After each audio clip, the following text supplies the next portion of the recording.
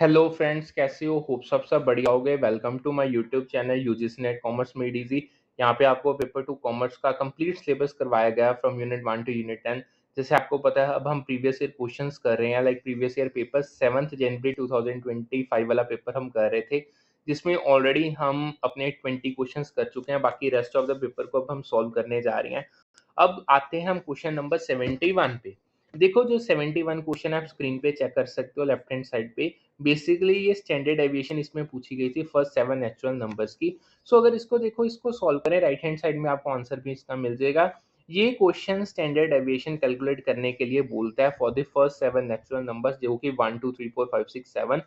और इसका जो करेक्ट आंसर था वो था ऑप्शन नंबर 2, यानी स्टैंडर्ड डेविएशन डाटा की, जैसे आपको बताया, वेरिएबिलिटी मेजर करती है। और ये एक सिंपल मैथ प्रोसेस है। चलो इसको अगर मैं आपको कैलकुलेट करके बताऊं, पहले तो 7 नंबर हमारे जो फर्स्ट 7 नेचुरल नंबर्स है 1 2 3 4 5 6 7 हो गया। अब हम इनका मीन निकालेंगे। Mean equals sum of numbers divided by count of numbers, यानी आपका sum 1 plus 2 plus 3 plus 4 plus 5 plus 6 plus 7 is equal to 28। 28 को 7 से डिवाइड कर दो, मीन 4 आ गया। सो एक्सप्लेनेशन अगर मैं आपको दूं, मीन 4 है, मतलब डाटा का एवरेज सेंटर पॉइंट भी 4 होगा। ऑप्शन नंबर 4 अपना जो आंसर है दैट विल बी, जो अपना जो का मीन का है दैट विल बी 4। अब अगर हम अपना वेरिएंस कैलकुलेट करें, variance equals average of square differences from mean. So square differences अगर हम मीन से निकालें, लाइक 1 माइनस 4 माइनस 3, उसका होल स्क्वायर 9 आ गया हो। 2 अपना सेकंड नंबर है, उसमें से 4 माइनस कर दो, उसका होल स्क्वायर 4 आ गया। यानी ऐसे सारे सॉल्व करने के बाद हमारे पास सभी के स्क्वायर डेविएशंस आ गई मीन से। सम अगर इसका करें तो दैट विल बी 28। अब वेरिएंस कैसे आएगा? 28 divided by 7 that is 4। So variance 4 shows कैसे डाटा मीन से स्प्रेड होता है। अब बात करते हैं हम अपनी स्टैंडर्ड डेविएशन की। वेरिएंस अगर 4 आ गया, स्टैंडर्ड डेविएशन उसका हाफ होता है, यानी standard deviation equal square root of variance. Variance 4 है, स्टैंडर्ड डेविएशन स्क्वायर रूट 4 का, सो 2। सो आपके स्टैंडर्ड डेविएशन 2 बताती है कि कितना डाटा मीन यानी 4 से डेविएट करता है। सो option number 2 is the correct answer for this question. आगे चलते हैं 72 क्वेश्चंस पे, आप उसको रीड कर लो। बेसिकली जो आपका 72 क्वेश्चन है, ये था इनकम टैक्स स्टेटमेंट्स कुछ उन्होंने दी थी, उनमें से ट्रू वाली बतानी थी। देखो, ये क्वेश्चन इनकम टैक्स एक्ट 1961 के स्टेटमेंट्स को इवेल्युएट करता है। और करेक्ट आंसर है इसका option number 2, A D E only. अब हर एक में स्टेटमेंट आपको बताता हूँ। सबसे पहले A, assessment year means 12 month starting from April 1, ये बिल्कुल ठीक है। असेसमेंट ईयर 12 मंथ पीरियड है स्टार्टिंग फ्रॉम अप्रैल 1, जिसमें प्रीवियस ईयर का इनकम असेस होता है। B, rounding off total income under section 288 B, ये गलत है। देखो, section 288 B tax rounding off के लिए है। For example, tax to nearest ₹10 not total income. Section 288 A total income rounding off cover करता है टू नियरेस्ट 100। सी ऑप्शन की बात करें, rounding off tax under section 288 ए फॉल्स। जो सेक्शन 288 ए total income rounding off के लिए है, not tax. Section 288 B tax rounding off के लिए है, ठीक है जी। और डी की बात करें, assessee is always a person but a person may not be N assessee, ये सही है। असेसी एक पर्सन यानी इंडिविजुअल, फर्म, एचयूएफ हो सकता है जो टैक्स पे करता है या टैक्स प्रोसीडिंग्स में इन्वॉल्व है, लेकिन हर पर्सन असेसी नहीं होता है अनलेस टैक्स ऑब्लिगेशंस है। और अगर ई स्टेटमेंट की बात करें, a person may not have accessible income but still be N assessee, ये ठीक है। एक पर्सन असेसी हो सकता है if they file a return, TDS deduct होता है या टैक्स प्रोसीडिंग्स में इन्वॉल्व है इवन विदाउट टैक्सेबल इनकम, ठीक है। सो ऑप्शन नंबर 2 इसका करेक्ट आंसर है। 73rd क्वेश्चन पे चलते हैं। जो 73rd क्वेश्चन है, ये बेसिकली ऑर्डर पूछा गया था sales channel by value addition का। देखो, ये क्वेश्चन सेल्स चैनल को उनके वैल्यू एडिशन की इंक्रीजिंग ऑर्डर में अरेंज करता है। और इसका करेक्ट आंसर है option number 3, C A E D B, internet, retail store, distributors, value added partner, sales force. Value addition मतलब कैसे एक चैनल प्रोडक्ट को इनहेंस करता है थ्रू सर्विसेज, कस्टमाइजेशन या कस्टमर एंगेजमेंट। अब इसका आपको थोड़ा सा डिटेल में सीक्वेंस समझाता हूँ। सबसे पहले आता है इंटरनेट यानी सी, इसकी लोएस्ट वैल्यू एडिशन है। Online platform direct cell offer करते हैं लेकिन मिनिमल पर्सनलाइजेशन या सर्विसेज देते हैं। फिर रिटेल स्टोर आता है, physical store customer interaction, product demos और इमीडिएट असेस के थ्रू वैल्यू को ऐड करते हैं। फिर आते हैं distributors. Distributors market reach, logistics और इन्वेंट्री मैनेजमेंट के थ्रू वैल्यू ऐड करते हैं। डिटेल से एक स्टेप आगे होते हैं। फिर आपके वैल्यू एडेड पार्टनर्स, ये पार्टनर्स स्पेशलाइज्ड सर्विसेज, कस्टमाइजेशन या बंडल्ड ऑफरिंग्स के थ्रू हाई वैल्यू ऐड करते हैं। और लास्ट आता है सेल्स फोर्स, जिसकी हाईएस्ट वैल्यू एडिशन है। Sales team personalised selling, relationship building और टेलर्ड सॉल्यूशंस के थ्रू मैक्सिमम वैल्यू ऐड करते हैं। ठीक है जी। आगे चलते हैं क्वेश्चन नंबर 74 जो मैचिंग का था, आप रीड कर लो। ये बेसिकली स्टैटिस्टिकल टेस्ट और उसके एप्लीकेशंस के रिलेटेड है। ये क्वेश्चन स्टैटिस्टिकल टेस्ट को उनके एप्लीकेशंस के साथ मैच करता है। और करेक्ट आंसर इसका ऑप्शन नंबर 2 यानी ए का थर्ड मैच है, बी का फर्स्ट, सी का फोर्थ, डी का 2। इसको अब डिटेल में समझते हैं। सबसे पहले ए जेड टेस्ट, ये मैच करता है difference between averages of two large samples. Z test large sample जब एन आपका 30 से ग्रेटर है कि एवरेजेस के डिफरेंसेस को टेस्ट करता है, अज्यूमिंग नॉर्मल डिस्ट्रीब्यूशन यानी पैरामीट्रिक डाटा है। फिर आता है चाई स्क्वायर, जो एसोसिएशन है दो एट्रीब्यूट्स के बीच में। चाई स्क्वायर टेस्ट कैटेगरिकल डाटा के लिए एसोसिएशन को चेक करता है, लाइक कॉन्टिजेंसी टेबल्स हो गए। फिर आता है अनोवा, जो डिफरेंस है in means of more than two samples. ANOVA, जिसे एनालिसिस ऑफ वेरिएंस कहा जाता है, मल्टीपल ग्रुप्स के मीन्स कंपेयर करता है for parametric data.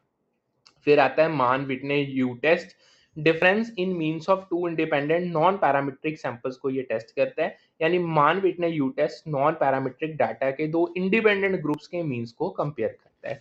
So option number 2 इसका करेक्ट आंसर है। 75th क्वेश्चन पे चलते हैं। 75th क्वेश्चन है आपका, that is related to adverse balance of trade.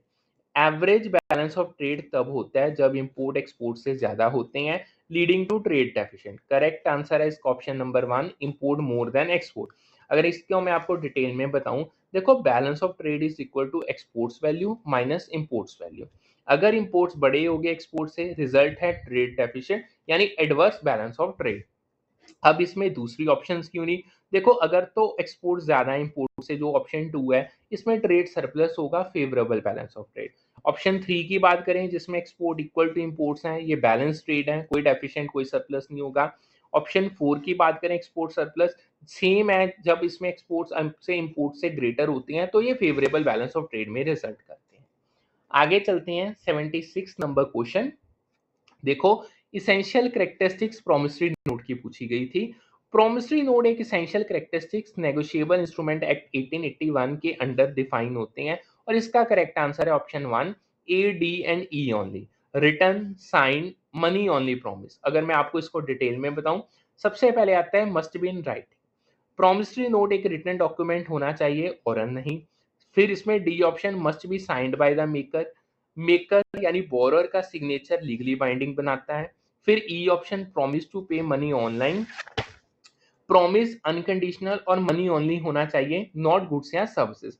And B and C option की अगर बात करें, must not contain undertaking on promise to पे, ये फॉल्स है, प्रॉमिस टू पे मैंडेटरी है इसमें।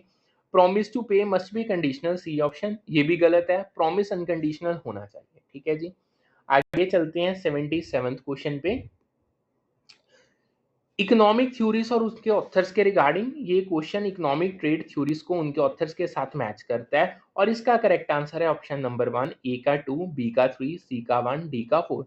देखो सबसे पहले A, theory of comparative cost advantage David Ricardo ने दी थी। Countries should specialized in goods जिसमें उनका रिलेटिव कॉस्ट कम है, इवन इफ एब्सोल्यूट एडवांटेज उनके पास नहीं है। फिर theory of opportunity cost Gottfried Haberler ने दी थी। कंपैरेटिव एडवांटेज को अपॉर्चुनिटीज कॉस्ट के टर्म्स में एक्सप्लेन करती है, what you give up to produce something, that is. फिर theory of factor endowment Heckscher and Ohlin ने दी थी। Country state based on factor endowments like labour and capital, labour rich countries labour intensive goods export करती हैं। ठीक है जी। फिर आती है theory of absolute advantage, Adam Smith ने दी थी।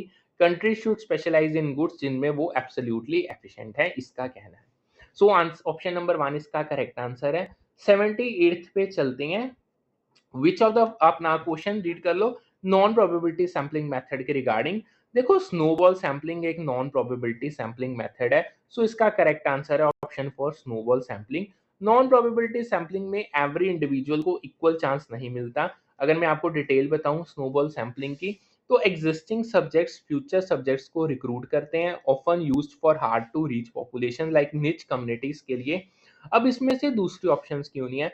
देखो जो simple random sampling option number 1 है, ये प्रोबेबिलिटी मेथड है, हर इंडिविजुअल का इक्वल चांस होता है। Option number 2 multi stage sampling, ये भी प्रोबेबिलिटी मेथड है, मल्टीपल रैंडम सैम्पलिंग स्टेजेस होती हैं इसमें।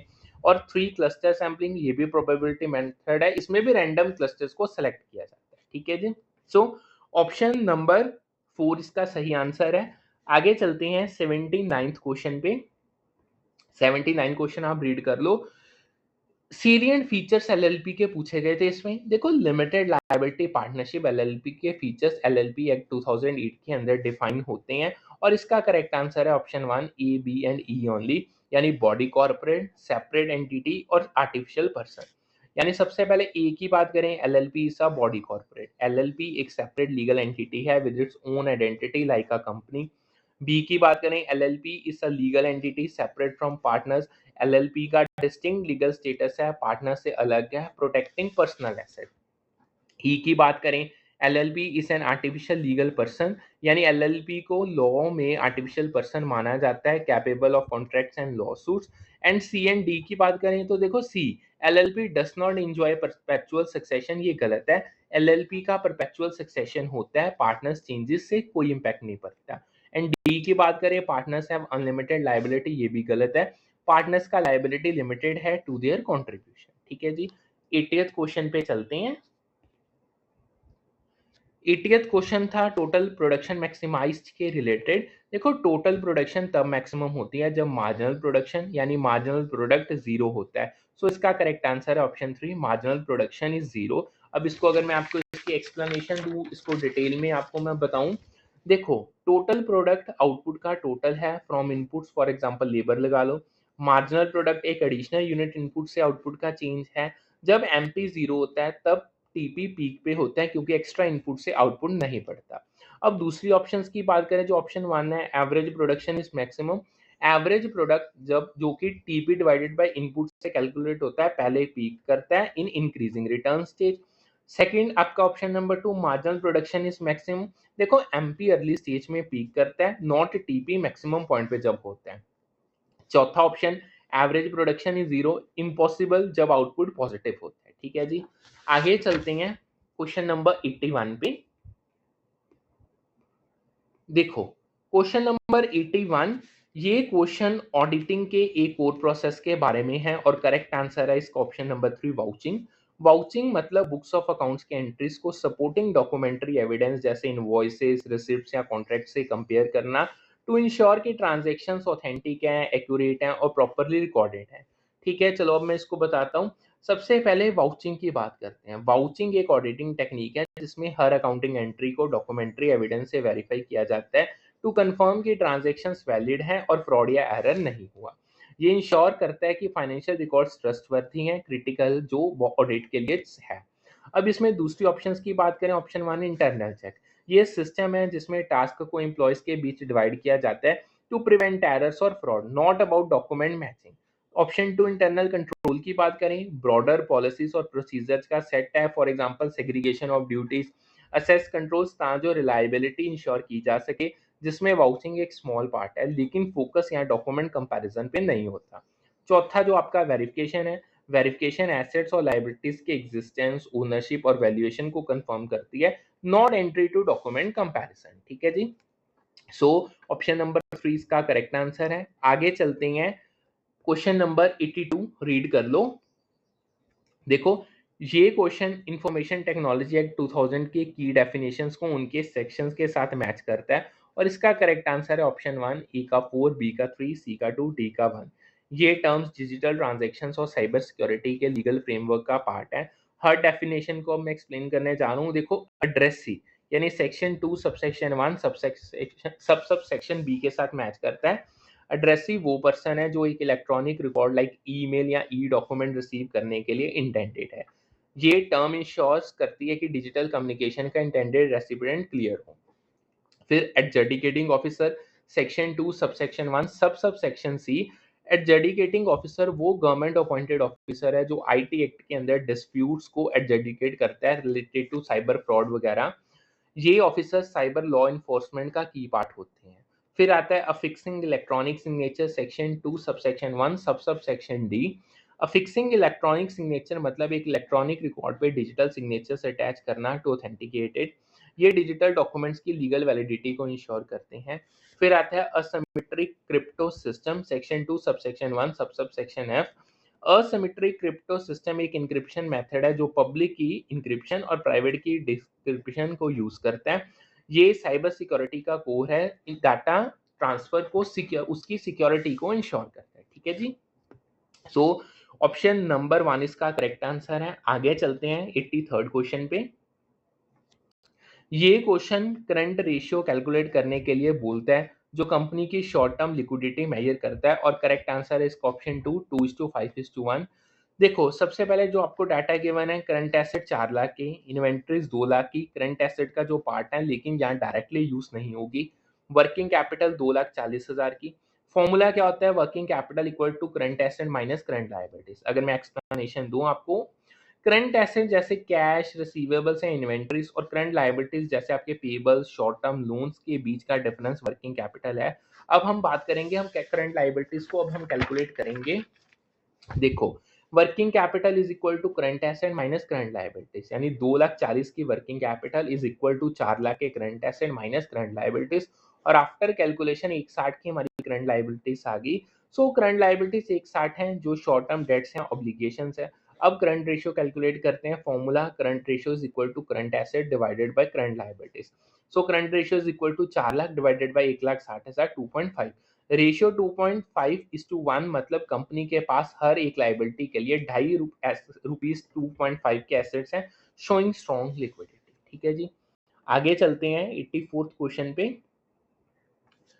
ये क्वेश्चन रैंडम वेरिएबल के प्रॉपर्टीज को ट्रू या फॉल्स के बेसिस पे चेक करता है, और करेक्ट आंसर है इसका option number 4 C D and E only.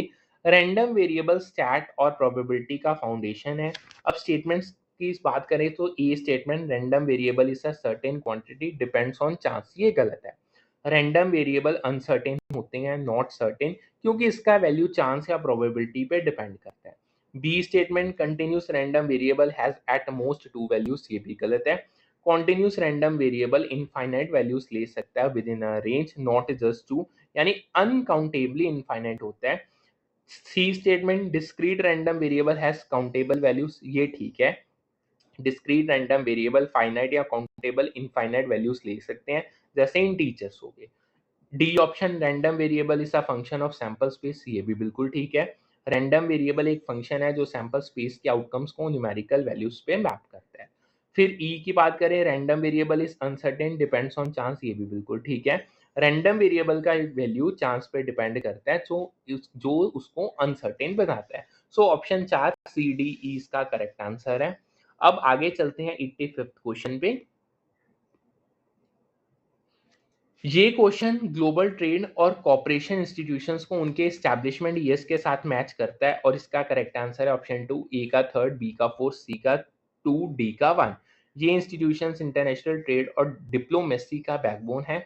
सो सबसे पहले आता है यूएनसीटीएडी, अनक्टैड 1964 में।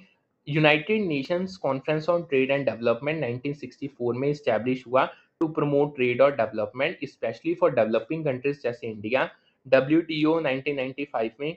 वर्ल्ड ट्रेड ऑर्गेनाइजेशन 1995 में स्टैब्लिश हुआ to regulate global trade rules और disputes.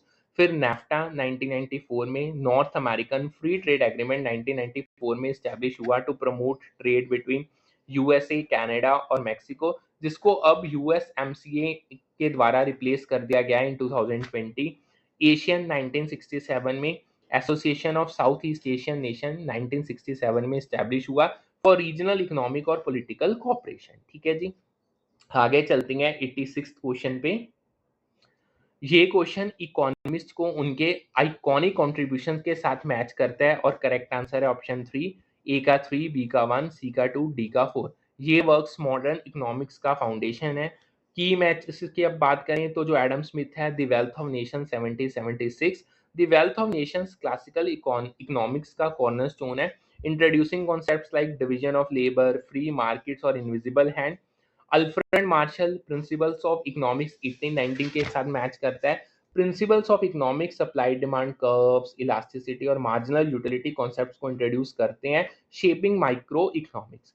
J.R. Hicks, Value and Capital 1939, value and capital general equilibrium theory और कंज्यूमर बिहेवियर को एडवांस करता है with tools like ISLM model. फिर Wassily Leontief, input output economics inter industry relationship analyse करती है using input output tables showing sector dependency. So option number 3 इसका correct answer है। आगे चलते हैं 87th क्वेश्चन पे, रीड कर लो इसको। देखो, ये क्वेश्चन मैनेजमेंट रिसर्च प्रोसेस के क्वेश्चंस को लॉजिकल सीक्वेंस में अरेंज करता है और करेक्ट आंसर है ऑप्शन 2 CADEB। ये सीक्वेंस रिसर्च को सिस्टमैटिक और एक्शनेबल बनाता है। सीक्वेंस में सबसे पहले C यानी मैनेजमेंट डायलेमा, रिसर्च शुरू होता है प्रॉब्लम आइडेंटिफिकेशन से जो मैनेजमेंट को एड्रेस करना है, लाइक डिक्लाइनिंग सेल्स या हाई एम्प्लॉय टर्नओवर। फिर ऑप्शन ए मैनेजमेंट क्वेश्चन यानी ब्रॉड क्वेश्चन जो मैनेजमेंट सॉल्व करना चाहता है, like how to boost online sale. फिर डी आता है research question, specific researchable question जो मैनेजमेंट क्वेश्चन को एड्रेस करते हैं, like what factors influence online sales. फिर आता है E investigate question, detailed question जो डाटा कलेक्शन के लिए हैं, like which add platforms are most effective for sales. And last में आता है मेजरमेंट क्वेश्चन, वेरिएबल्स को मेजर कैसे करना है, like how to quantify customer satisfaction. So option number 2 इसका करेक्ट आंसर है। आगे चलते हैं 88, रीड कर लो क्वेश्चन आप। ये क्वेश्चन इंडियन पार्टनरशिप एक्ट 1932 के अंदर न्यू पार्टनर एडमिशन के रूल्स को चेक करता है और करेक्ट आंसर है इसका ऑप्शन 1 BDE ओनली। अब स्टेटमेंट्स देखते हैं। A section 25 allows partner admission, ये गलत है। सेक्शन 25 पार्टनर्स के जॉइंट एंड सेवरल लायबिलिटी के बारे में है, not admission. Section 31 new partner admission को गवर्न करता है, requiring existing partners consent. B statement new profit sharing ratio includes all partner, ये ठीक है। न्यू प्रॉफिट शेयरिंग रेशियो वो रेशियो है जिसमें ओल्ड और न्यू पार्टनर्स फ्यूचर प्रॉफिट और लॉसेस शेयर करते हैं, डिसाइडेड बाय द एग्रीमेंट। फिर C new profit share is equal to sacrificed share minus old share, ये गलत है। New profit sharing ratio agreement based है, not a fixed formula like this. Sacrifice share existing partners के ratio से adjust करने के लिए होता है, not new partners share calculations के लिए। फिर डी आती है sacrificing ratio is equal to old profit share minus new profit share, ये बिल्कुल ठीक है। सेक्रीफाइसिंग रेशियो एग्जिस्टिंग पार्टनर्स के ओल्ड और न्यू प्रॉफिट शेयर का डिफरेंस है, showing how much they give up for new partners. And E की बात करें, revaluation profit and losses to capital account, ये बिल्कुल ठीक है। रीवैल्यूएशन अकाउंट के प्रॉफिट और लॉसेस एग्जिस्टिंग पार्टनर्स के कैपिटल अकाउंट में ओल्ड प्रॉफिट शेयरिंग रेशियो के हिसाब से ट्रांसफर होते हैं when a new partner joins, ठीक है। अब आगे चलते हैं क्वेश्चन नंबर 89 पे। ये क्वेश्चन ट्रेजरी बिल्स के फीचर्स चेक करते हैं और करेक्ट आंसर है option 2 ACD only. Treasury bills government back securities हैं, लो रिस्क इन्वेस्टमेंट होता है इसमें, यानी ये लो रिस्क इन्वेस्टमेंट्स हैं। अगर मैं आपको फीचर बताऊं, नेगोशिएबल सिक्योरिटीज, ये इसका फीचर बिल्कुल करेक्ट है। देखो, ट्रेजरी बिल्स मार्केटेबल हैं और सेकेंडरी मार्केट में बॉटर सोल्ड हो सकती हैं, हाईली नेगोशिएबल हैं। C high liquidity due to short tenure, ये भी ठीक है। ट्रेजरी बिल्स का शॉर्ट मैच्योरिटी जैसे 91, 182 या 364 डेज उनको हाईली लिक्विड बनाता है, इजिली कन्वर्टेबल टू कैश है। डी एश्योर्ड यील्ड, ये भी बिल्कुल ठीक है। Treasury bills zero coupon securities हैं, इशूड एट डिस्काउंट और repaid at par, guaranteeing a fixed yield at maturity. अब बी और ई क्यों नहीं? Issued at par, repaid at premium, ये गलत है। Treasury bills are issued at discount below par और repaid at par face value not premium. High transaction यानी ई, ये भी गलत है। ट्रेजरी बिल्स का लो ट्रांजैक्शन कॉस्ट होता है ड्यू टू स्टैंडर्डाइज्ड मार्केट्स और हाई लिक्विडिटी, ठीक है जी। आगे चलते हैं 90th क्वेश्चन पे। ये क्वेश्चन पे बैक पीरियड कैलकुलेट करने के लिए बोलता है, जो टाइम मांगता है इनिशियल इन्वेस्टमेंट रिकवर करने के लिए, और करेक्ट आंसर है इसका ऑप्शन 2 3.25 ईयर्स। अब कैलकुलेशन दिखा बताऊं मैं आपको। डाटा में इनिशियल इन्वेस्टमेंट कैश आउटफ्लो 18,500 का दिया है, कैश इनफ्लोस पहले साल का 8, दूसरे का 6, तीसरे का 4, चौथे का 2 एंड पांचवें का 2। Formula payback period is the time taken to recover the initial investment through cumulative cash inflows. अब हम कम्युलेटिव कैश इनफ्लोस निकालेंगे। End of the year first 8,000 है, end of the year 8,000 plus 6 14 हो जाएगा, 3 के and पे 18, 4 के and पे 20,000। सो 18,500 इन्वेस्टमेंट ईयर 3 और ईयर 4 के बीच रिकवर होती है, क्योंकि ईयर 3 तक 18,000 मिलता है, 500 शॉर्ट है। सो हम फ्रैक्शनल ईयर कैलकुलेट कर लेते हैं। After year 3 500 remaining to cover 18,500, 18,500 में से 18,000 माइनस कर दिया तो 500 रह गया। सो ईयर 4 में इनफ्लो 2000 का है, fraction is equal to remaining amount divided by year 4 inflow, यानी 500 को 2000 से डिवाइड कर दो, 0.25 ईयर्स आ गया। सो पे बैक पीरियड 3 साल प्लस 0.25 ईयर्स यानी 3.25 ईयर्स का आ गया, यानी 3.25 ईयर्स में इनिशियल इन्वेस्टमेंट फुली रिकवर हो जाती है। ठीक है जी, आगे चलते हैं। Next question number 91। ये question product life cycle PLC के स्टेजेस को उनके डिस्ट्रीब्यूशन स्ट्रेटजीज के साथ मैच करता है और इसका करेक्ट आंसर है ऑप्शन 3, ए का 2, बी का 3, सी का 4, डी का 1। पीएलसी के stages like introduction, growth, maturity, decline product के मार्केट जर्नी को डिफाइन करते हैं और हर स्टेज के लिए डिस्ट्रीब्यूशन स्ट्रेटजी अलग होती है।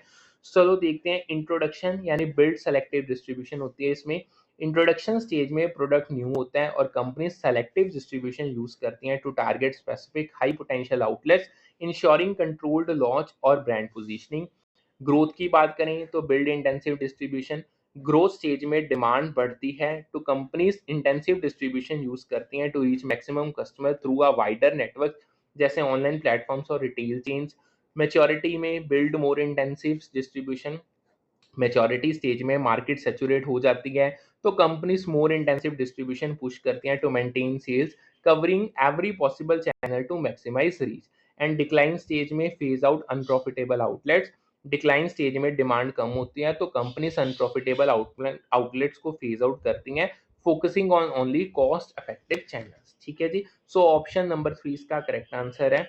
अब आगे चलते हैं क्वेश्चन नंबर 92 पे। ये क्वेश्चन ओलिगोपोली मार्केट स्ट्रक्चर के जम्पशंस को चेक करता है और करेक्ट आंसर है इसका option 4, B D E only. Oligopoly एक मार्केट है जिसमें फ्यू डोमिनेंट फर्म्स होती हैं और कंपटीशन यूनिक होता है।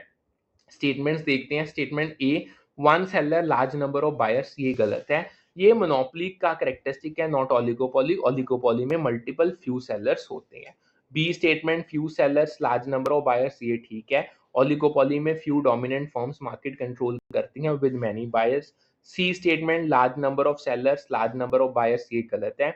ये परफेक्ट कंपटीशन का फीचर है, नॉट ओलिगोपोली। ओलिगोपोली में सेलर्स लिमिटेड होती हैं। D option, entry of new seller is restricted, ये ठीक है। ओलिगोपोलिस में हाई बैरियर्स टू एंट्री जैसे कैपिटल कॉस्ट, ब्रांड लॉयल्टी या रेगुलेशंस होती हैं जो न्यू फर्म्स को रिस्ट्रिक्ट करते हैं। ई स्टेटमेंट, फर्म्स इंटरडिपेंडेंस, ये ठीक है।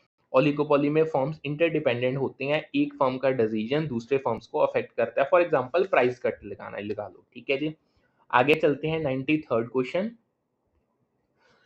ये क्वेश्चन इंडियन कॉन्ट्रैक्ट एक्ट 1872 के सेक्शंस 14 से 18 के प्रोविजंस को सेक्शन वाइज अरेंज करता है और इसका करेक्ट आंसर है option 4, A E D C B.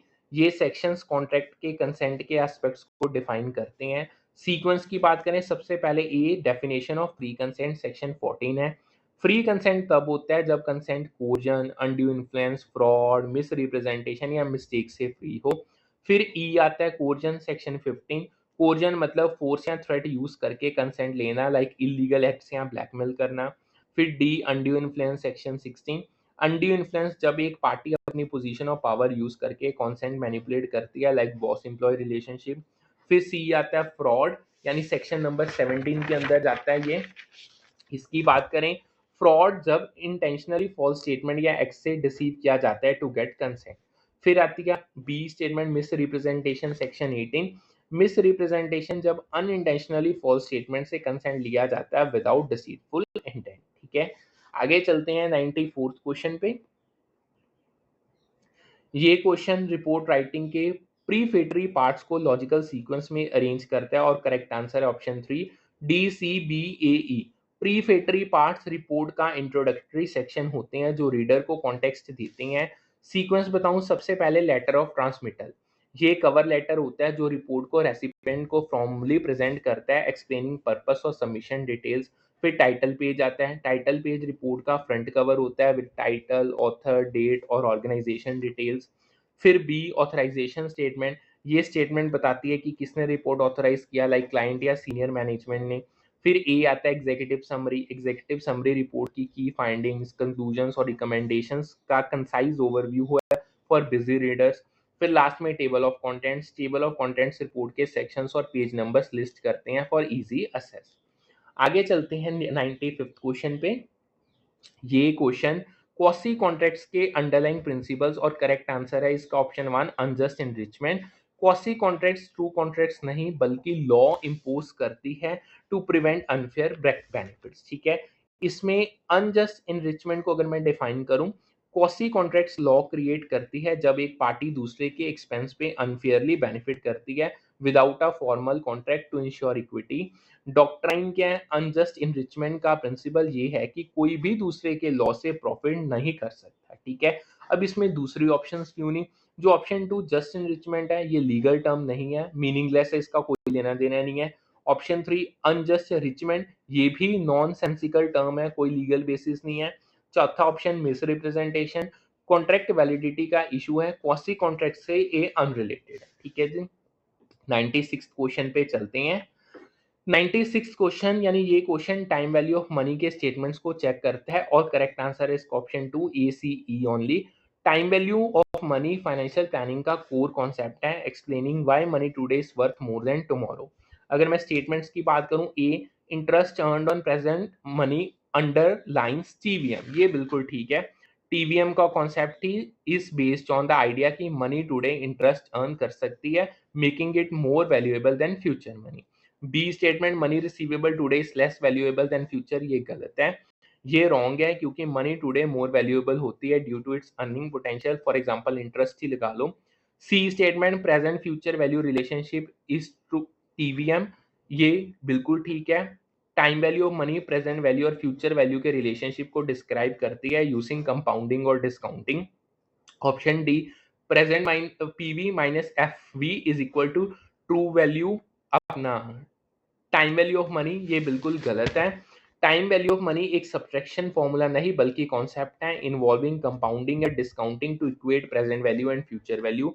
E statement future value is present money's value later, ये ठीक है। फ्यूचर वैल्यू प्रेजेंट मनी का वैल्यू है at a future date calculated with interest compounding, ठीक है जी। आगे चलते हैं 97th क्वेश्चन पे। मैचिंग का क्वेश्चन है ये क्वेश्चन, कॉन्फ्लिक्ट हैंडलिंग इंटेंशंस को उनके डिस्क्रिप्शंस के साथ, और करेक्ट आंसर है इसका ऑप्शन 3 ए का 4th, बी का 3, सी का 2। देखो मैचेस ए यानी कंपीटिंग यानी विन लॉस अप्रोच। कंपीटिंग जब एक पार्टी अपने इंटरेस्ट को प्रायोरिटाइज करती है ignoring others, often win loss होता है। फिर बी यानी बी का 1 है win win outcome, collaborating collaboration में दोनों पार्टीज फुली सेटिस्फाइड के लिए वर्क टुगेदर करती हैं एमिंग फॉर विन विन। फिर आता है कंप्रोमाइजिंग, ये थर्ड के साथ मैच होता है यानी सी का 3 पार्शियल विन। कंप्रोमाइजिंग में दोनों पार्टीज गिव अप करती हैं smoothing something to resolve conflict, जिससे पार्शियल विन्स होते हैं। और डी अकोमोडेटिंग में यील्डिंग टू अदर सेकंड से मैच होता है। अकोमोडेटिंग जब एक पार्टी दूसरे के इंटरेस्ट को अपने से ऊपर रखती है ऑफन फॉर हार्मनी, ठीक है जी। आगे चलते हैं 98th क्वेश्चन पे। देखो 98th क्वेश्चन, ये क्वेश्चन फर्म के इन्वेस्टमेंट इन करंट एसेट्स के बारे में, और करेक्ट आंसर है इसका option 1 gross working capital. Gross working capital का स्कोप है और ये फाइनेंशियल मैनेजमेंट का की कॉन्सेप्ट है। एक्सप्लेनेशंस बताऊं, जो ऑप्शन 1 ग्रॉस वर्किंग कैपिटल, ये बिल्कुल ठीक है। ग्रॉस वर्किंग कैपिटल फर्म के total investment in current assets है, इसको करता है represent, for example cash, inventory, receivable, accountable, payables हो गए। अब दूसरी ऑप्शंस की बात करें, ऑप्शन 2 नेटवर्किंग कैपिटल, ये है current asset minus current liability, not just investment in current asset. तीन की ऑप्शन की बात करें ग्रॉस करंट लायबिलिटीज, ये लायबिलिटीज का है, फॉर एग्जांपल पेबल्स या शॉर्ट टर्म लोन्स, एसेट का नहीं, सो ये गलत है। ऑप्शन 4 ऑपरेटिंग साइकिल, ये टाइम है, time taken to convert current asset into cash, for example inventory to sales to cash, not the investment itself, ठीक है जी। आगे चलते हैं 99th क्वेश्चन पे। 99 ये क्वेश्चन इनकम टैक्स एक्ट 1961 के सेक्शन 23 से 27 for income from house property to sect, तो उसको सेक्शन वाइज ऑर्डर में, और करेक्ट आंसर है option 2 C E B I A. सबसे पहले C determination of annual value, section 23। Section 23 defines how the annual value of property is calculated based on rent और municipal valuation. फिर आता है E deduction from annual value of income from house property, ये section 1 है। यानी section 24 allowed deductions like 30% standard deviation और interest on housing loan from annual value. फिर आता है provision for arrears of rent और unrealised rent received subsequently. Section 25 subsection 8 deals with taxation of arrears of rent और unrealised rent recovered later, जिसको आप income की तरह टैक्स करते हो। फिर आता है ट्रीटमेंट ऑफ इनकम फ्रॉम को ओन्ड प्रॉपर्टी, सेक्शन नंबर 26 के अंदर ये आता है। देखो सेक्शन 26 डिफाइन करता है how incomes from co own properties tax split among co owners based on your share. And last आता है deemed ownership, section 27। Section 27 specify करता है who is the deemed owner of property for tax purposes, जैसे buyer with possession, not just legal title. And अब last question पे चलते हैं, 100 question पे। ये की इंडियन बिजनेस लॉस को उनके इनेक्टमेंट ईयर्स के साथ मैच करता है और करेक्ट आंसर है इसका ऑप्शन 1, ई का 2, बी का 4, सी का 3, डी का 1। ये लॉस इंडिया के कमर्शियल लैंडस्केप का लीगल बैकबोन है। सो सबसे पहले इंडियन कॉन्ट्रैक्ट एक्ट 1872 इनेक्टेड, इसको 1872 में इनेक्ट किया गया था, जो डिफाइन करता है रूल्स को फॉर वैलिड कॉन्ट्रैक्ट्स, कंसेंट और obligation. Sales of goods act 1930, इसको 1930 में इनेक्ट किया गया, govern sale of movable goods, warranties और डिलीवरी। नेगोशिएबल इंस्ट्रूमेंट एक्ट 1881 में इनेक्ट किया, डील्स करता है विद चेक्स, प्रॉमिसरी नोट्स और बिल्स ऑफ एक्सचेंज।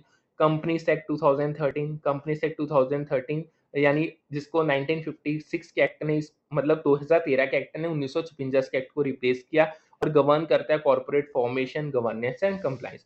सो हम यहाँ पे करते हैं आज का सेशन वाइंड अप। फिर मिलेंगे with a new session with a new set of topics, जिसमें हम आगे अपने नेक्स्ट क्वेश्चंस को कंटिन्यू करेंगे। अब हमारे सिर्फ 40 क्वेश्चंस रह गए हैं, उसको हम कर देंगे एक नेक्स्ट क्लास में। सो करते हैं सेशन वाइंड अप, फिर मिलते हैं। Thank you.